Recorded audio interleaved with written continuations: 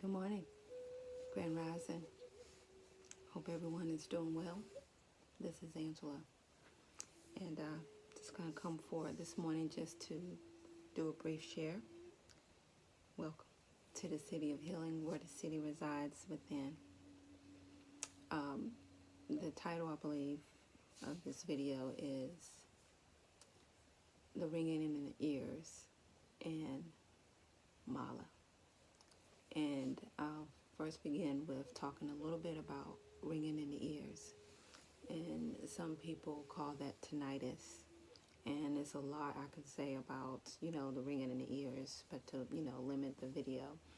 I think I made a video, well, this was from my previous videos that I deleted, but I said a lot about the ringing in the ears and it being tinnitus. And if you do have unusual ringing in the ears that's acute or all of a sudden, you should get that checked because there could be some infection or something going on within your ear.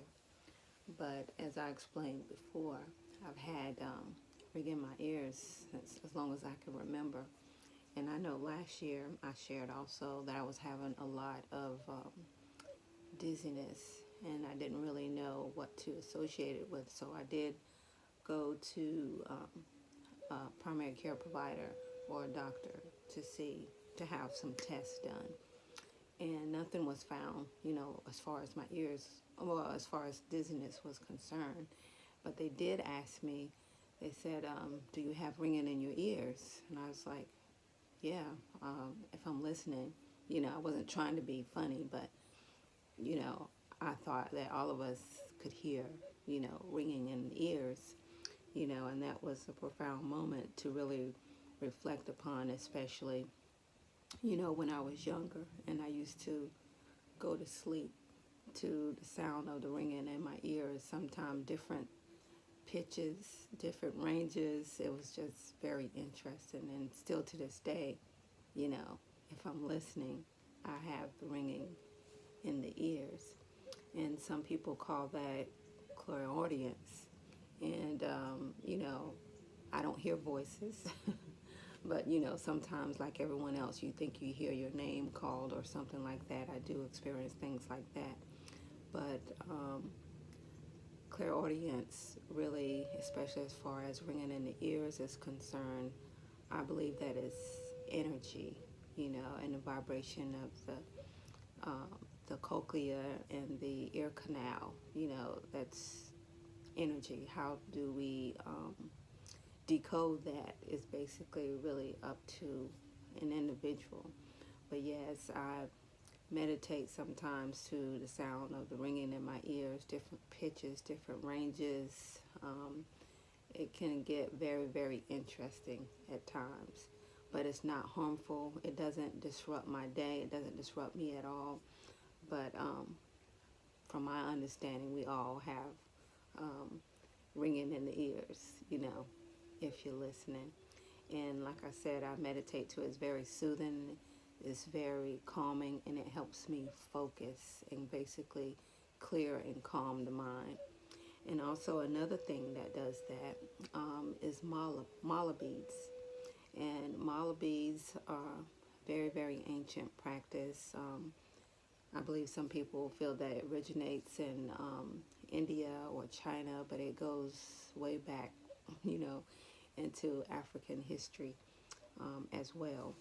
I got my first set maybe a couple of years ago from one of, my classmates I was in a class with, and she's very spiritual. I trusted her very much so, and her name is Rochelle, and I got it August, 2017. And she said, I am honored to have made this mala for you. It was made with love and patience. It's comprised of 108 beads. And 108 beads is very significant and spiritual as it relates to the distance and circumference of the sun and the moon, etc., etc. It adds up to 9, which is a number of completion, and 108, 8 being one of my favorite number, which is infinite. And she goes on to say, well, that was a side note, but you can use each bead as a scent counter as you recite an affirmation of your choosing, as you meditate and visualize. Even if you don't use it for affirmation, you will feel its loving energy by simply wearing it and keeping it around you. Africans have kept beads since forever. Wearing beads and respecting their power is deeply rooted in our culture. Your wooden beads are rosewood. The 21st bead is marked by an antique brass bead made in Africa.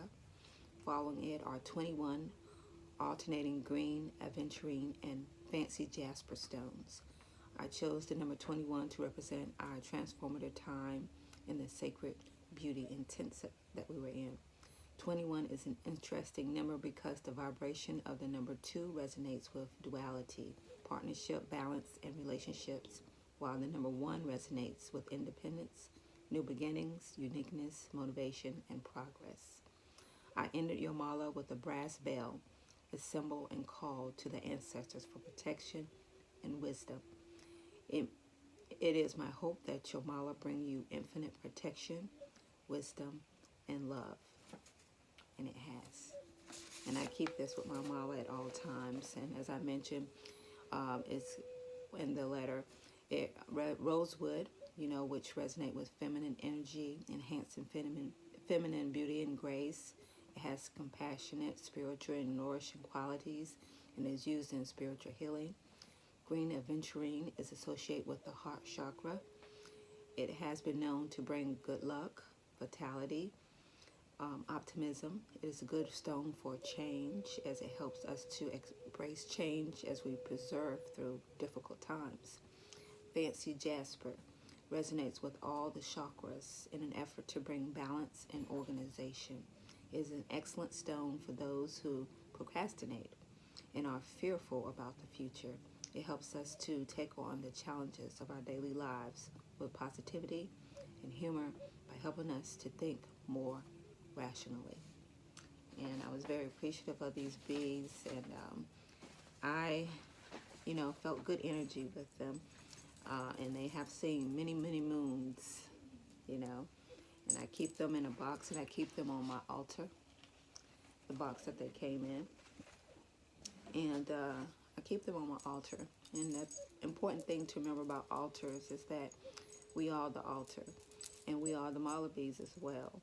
But we, as humans, we are physical beings, even though, we are really spiritual beings having physical experiences, and we like tangible things. And mala, they are very symbolic, and we resonate with symbolic meanings, especially, our ancestors, as far as what they meant to us, and as far as connecting spiritually with the divine.